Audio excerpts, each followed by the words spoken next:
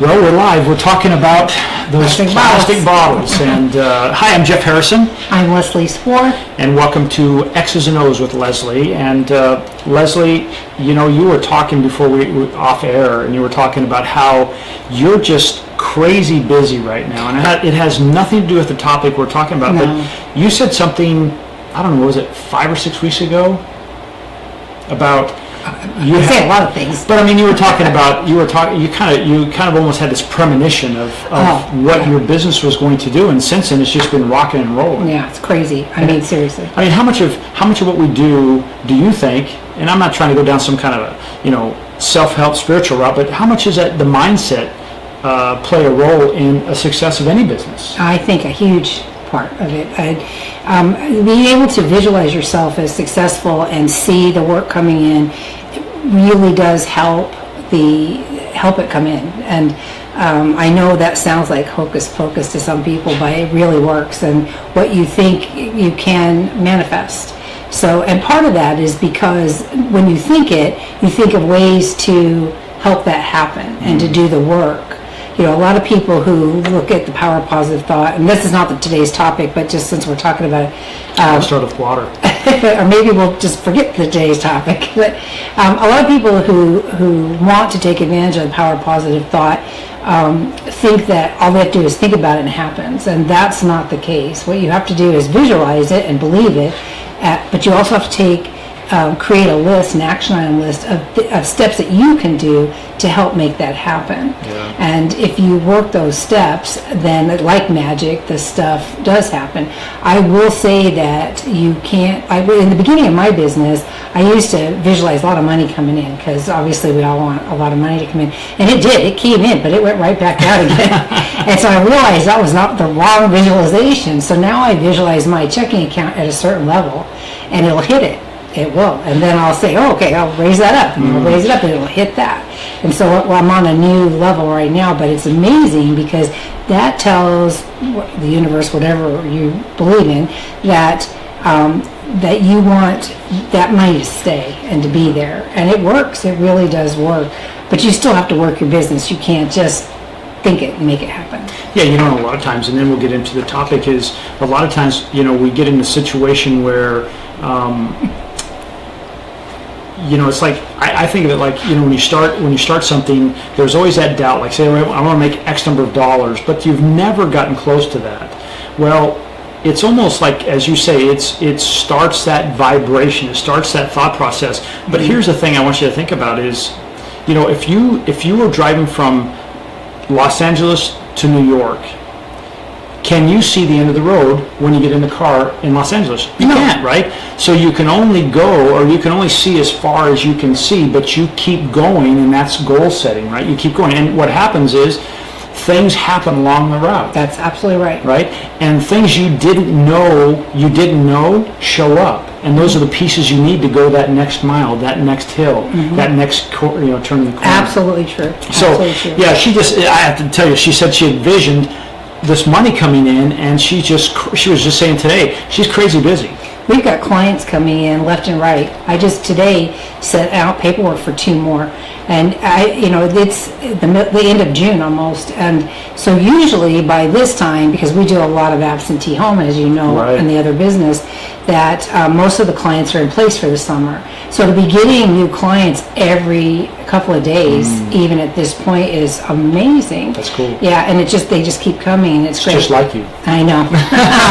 Thank you. That's true. That's actually true. Thank you. Well, here's the thing, and it actually does segue into today's talk, where, I don't know, I feel like, and I see it in you, and I see it in other businesses we talk to, because we're out in the community and whatnot, is business is good, and the economy's good. Home sales are doing well. The stock market is through all those kind of things going on. So there's a lot of people out there that are current business owners, and then there's a lot of people out there thinking, hey, I want to make that jump and to become a business owner. And right, and you have the topic today that I can't wait to hear. Is like saying, hey, before you do that, or even if you're already a business owner, these are some real critical things. In fact, you're going to mention the number one thing here in a minute, but these are the things that you must do before you start a business. Right. are things you need to consider. And whether you are thinking about starting a business or you've been in business for a while and have forgotten these things, these are good, critical thought processes and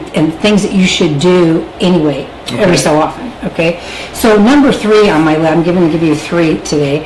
Number 3 on the list. I thought it was called number 1. Well, it is number 1. Okay. We're going to work our way to number 1. Gotcha. Okay. All right. So the number 3 thing that I want to talk about, and any one of these could actually be number 1, but today this is number 3, is what are your strengths? Okay, because if My biceps. yeah. It wasn't that funny. I'm sorry. Go ahead. You got me sidetracked now. You need to know what your strengths are, so because that will help you determine what kind of business to start, what kind of products and services to offer, where to position your business. If you're great at making cupcakes, you may want to start a dessert business. If you're great at working on the car, you may want to start a repair business. So there's all kinds of benefits to knowing what your strengths are, and there is an analysis that you can do. It's called a SWOT analysis. It's one of my favorite things. I used to do it for businesses all the time. One of the first things when I walked into a company is to do a SWOT analysis, and SWOT stands for strengths, weaknesses, opportunities, and threats. Right?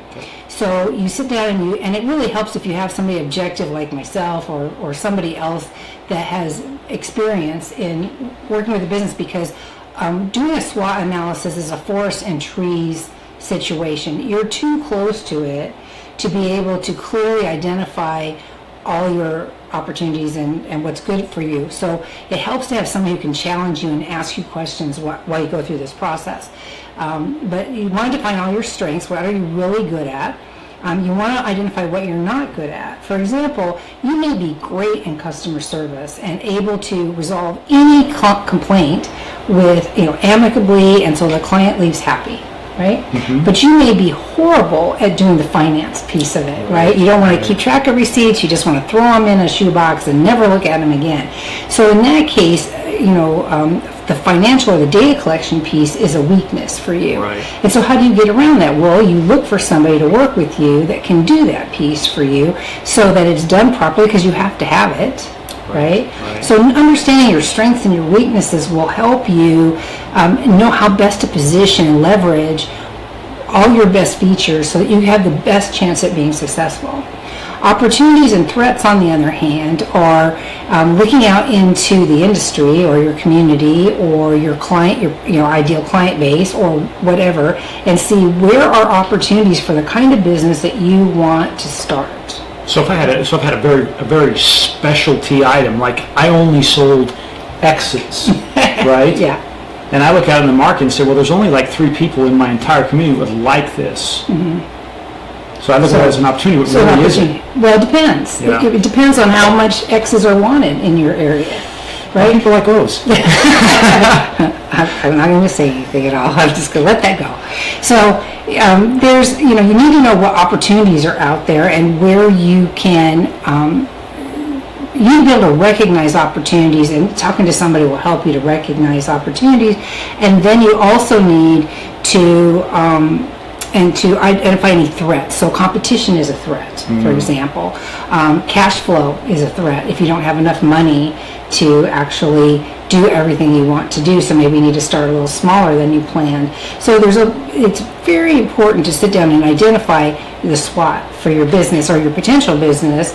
And as you go along through business, it doesn't hurt ever to sit down and do it again. Yeah. Because where you are today, as you sit here and think about starting, is not where you'll be 3 years from now. It's not where you'll be 7 years from now. And it's absolutely not where you'll be a decade from now. Yeah, because if you start out as a solopreneur, as an example, and 3 years from now you have 20 employees, that's a whole different SWOT analysis. Exactly. A whole different thing. Correct. Right. So SWOT analysis is valuable all the time. Yeah. Like I said, when I worked in aerospace, I'd walk into a new company as a consultant. The first thing I would do is do a SWOT analysis, because because I don't know the company, right? Business works. Remember, we talked about the happy path. So the business works. There's a fairly straightforward way that business operates, but you still need to know by individual or by company what their strengths are. What do they excel at? What do they like to do? You know, what makes them happy every day? Because if you're going to start your own business, you might as well do something you enjoy, right? Rather than just create a job for yourself doing something that's drudgery. You already have a job, right? Right. So, and then where are you not good? And it's okay to be not good. All of it, none of us are good at everything, right? Well, Right. Okay. That's not what Sorry. you told me off camera. It gives me such a hard time. So, again, this is a serious topic. So you want to do a SWOT analysis. That's the number 3 thing on the list. I like that. I think, you know, it reminds me, just a real quick side story, is when I was the director of golf sales and marketing at La Quinta, and La Quinta Resort in PGA West, I came in at a time where the first year was, okay, it was 2007.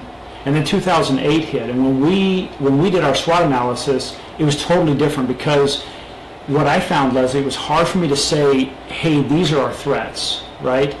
Like the economy, because it felt like I didn't want to give up that, I didn't want to give that to somebody else. But it was real, right? It was real. And then I remember years ago when I was at Mission Hills Country Club and we were doing that, and it was real that we had such rain that we were underwater for 3 weeks. There's nothing we could do about it except, you know, have boating competition. But that was real, right? And so that's where these tools that Leslie's talking about are so valuable, because you can almost see the future a little differently and not say, oh no, it's like you expected it. When you need an objective look at it, you know, that's why it's so important to get help. I mean, it doesn't have to be me. It should be me. It doesn't have to be me. Because if you get help, you get an objective point of view. Like I said, it is definitely a forest and trees situation when you're trying to do a SWOT analysis. So you need that objective questioning and trying to hold you accountable and saying, oh, is this really a threat, or is this really an opportunity, so that you can look at it a little differently. So it's number 3, but boy, that is a very powerful. I can't wait to hear number 2. What is that? Well, number 2 is that it's okay not to have all the answers. Okay, a lot of people. Wait a minute, can I use that with my wife? Honey, it's okay for me not to know all the answers. You can try. Okay. So, you know, one of the challenges to being a business owner is fear, because fear is paralyzing, right? And we talk about analysis paralysis and all kinds of other things that related to fear in business. One of the things that will stop people dead in their tracks is the fear of somebody asking them a question that they don't know the answer to, right? That's terrified of that. What if, you know, like, people don't want to do public speaking if there's going to be a Q&A, because what if somebody asks me in public something I don't know the answer to? It's absolutely okay not to have all the answers. None of us have all the answers. And so what you say is, I don't know, but I will find out and get back to you. And as long as you find out and get back to them really quickly, it's perfectly fine. It's worse to say, I don't know, and I'll find out, and then not respond, than to not know at all. Do you know what I mean? Yes. And so you need to develop a set of resources and search capabilities, because everything is available at the fingers of the internet, right? I didn't say that very well, but you know what I meant. So at our fingertips. At fingertips. I was trying to say fingertips and on the internet at the same time, and that didn't work out so well. It's especially good now, because there's so much data out there now, and so many people have searched for so much information that literally you can type in a few words and it's popping up with almost what you need. It's like reading your mind. That's true. It is. It's amazing. I wish I'd had this tool 20 years ago. I mean, we had internet, but it wasn't anything like it is today. It wasn't as smart as it is today. No, scary smart. But part of that internet is having the ability to know how to search for things. And that's kind of an art form, and you learn that over time if you take the time to figure it out. Like, for example, I had somebody call me up the other day who was looking for a way to know, do you know a way, this is how I got asked, do you know a way to identify who just bought a new home? Because they want to target that person as a potential client. And I had one idea that I know of, but within like a nanosecond, I had a site that exactly gives you that information. I sent it to her, and she's like, "You're a ninja," because understanding how to ask for stuff on the internet helps. And I have other people who say to me, I go on there and search, I can't ever find anything, and you have it like instantly. And it just really comes down to search terms and kind of understanding the logic of how the internet hangs together. So if you don't know that, then you need to get some training maybe that will help you. It kind of comes over time, but some people just don't have that knack, and that's okay too. You just have to find somebody who can help you with it.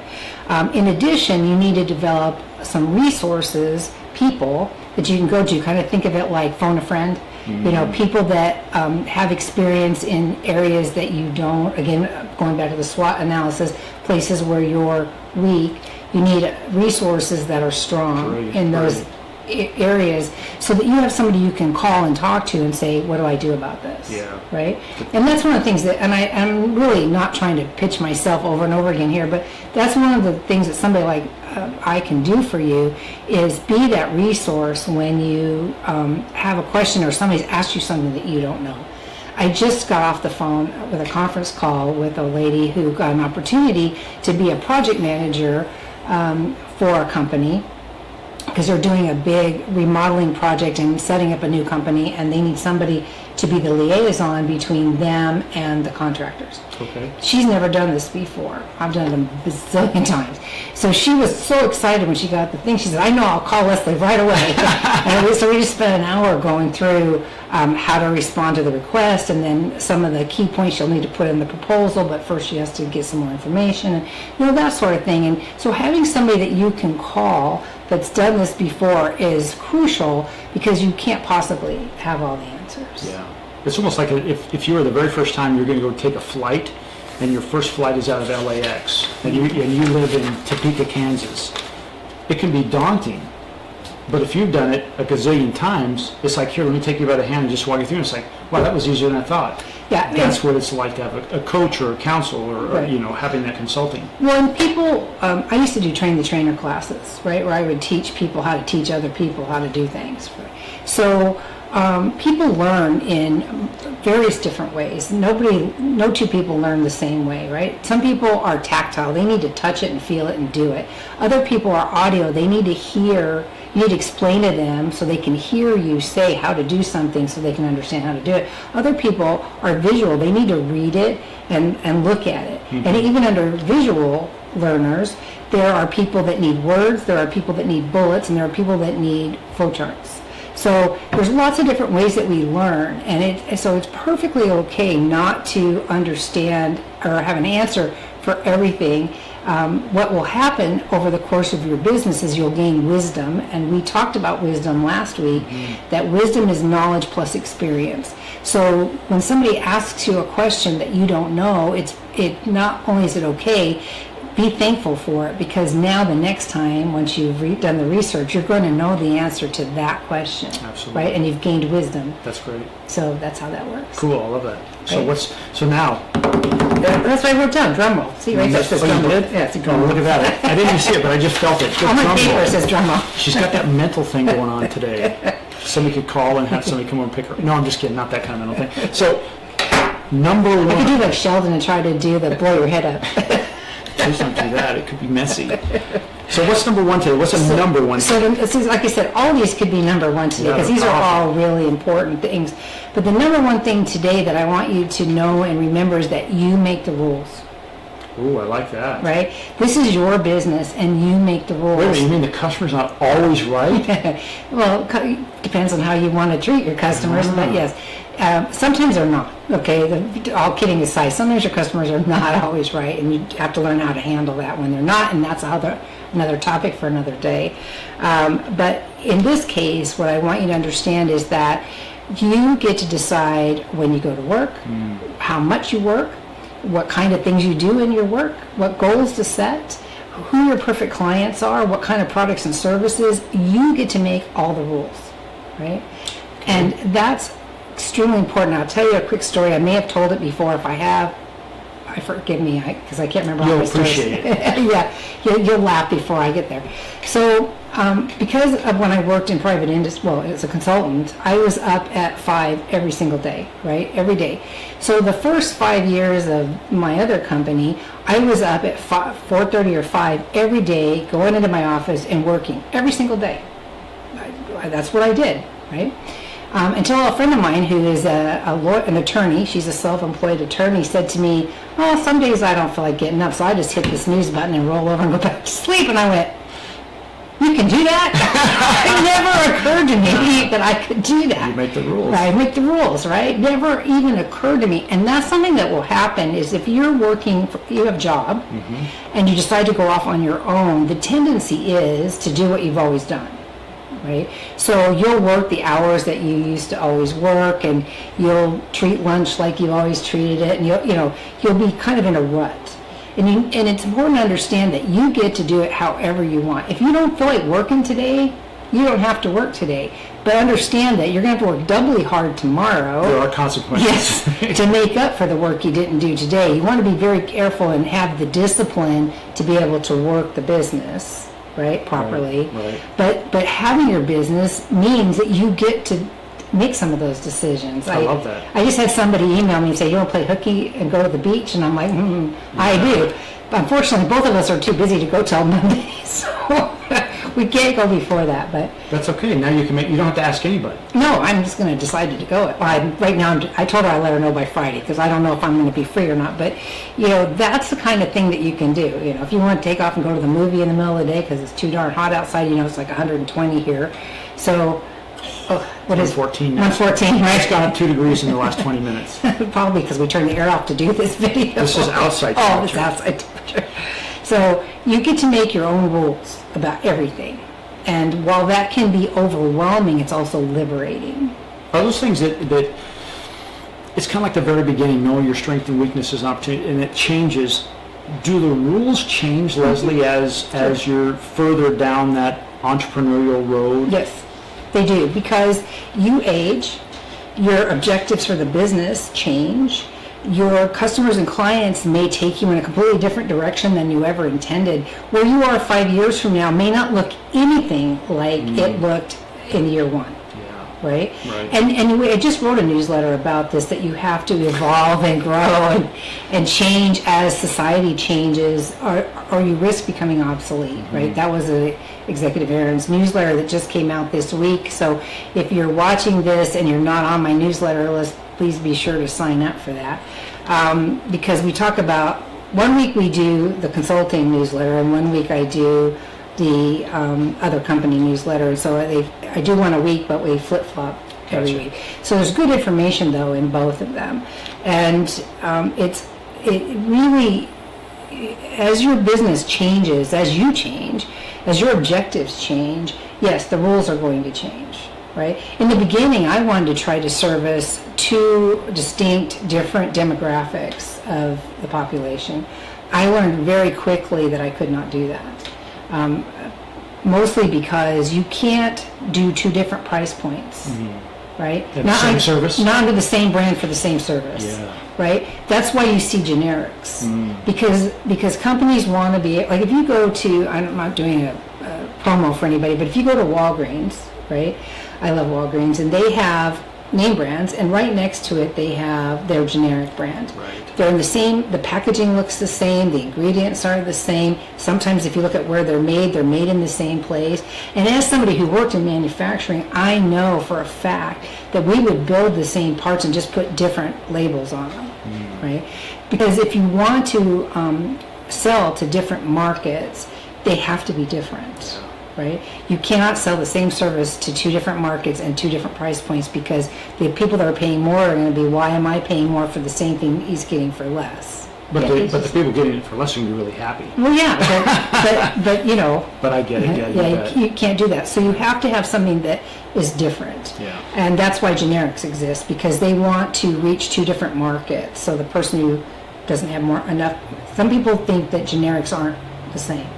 And some products are not, but most products, I think they are. Yeah, when you compare it, sometimes, like you said, you compare them side to side and said. And the dosage is the identical. same, and everything's the same. I'm thinking about packaging. Yeah, in my head right now, I'm happen to be thinking about like antihistamines or allergy medicine. So when you look at a package of allergy medicine and you turn over the generic, and the packaging looks almost identical, and the ingredients are identical, they're identical. Yeah. Because the FDA requires that what you put on the package is what's in there. Yeah. Right? Except it's a fraction of the cost. Except it's a fraction of the cost. Yeah. It reminds me of a friend of ours who owns a luggage company, one of the largest in the world, and they bought another luggage company, and the only reason they bought it is because one of their major retailers that they put their product in wanted to label it under their name. And they said, well, we don't want to do that because, like you said, that hurts our overall brand. So they bought this other luggage company just for that sole purpose. And now in this major retailer, they have their luggage in there under that brand of that retailer. Right. And so that's how important that is. It's like, okay, they did take the two different routes, but they did something like hey, generic and the label. Right. So yeah. So when it comes, So your question originally was, will your rules change over time? And yes, they will, because you don't know where you're going when you first start out. And if you're inflexible, I mean, how does that? I mean, if you're saying, hey, we've always done it that way, this is where we're going to do it. Okay. Is that just a That's my naked cat analogy. You know, we talk about this a lot, right? Naked cat. There's 10,000 ways to skin a cat, but as long as the cat's naked at the end, it doesn't matter how you get there. So there we go. So how about wrapping this up today? Then? On a naked cat. Yeah. Well, basically, I just wanted to say that when you're starting out a business, there's a lot of things to take into consideration. These are my top 3 for today. They may change tomorrow, but for today, these are the top 3. And any one of these could have been number 1. Yeah. So doing a SWOT analysis, critical, in my opinion, and to do it on a regularly scheduled basis. Yeah. Okay.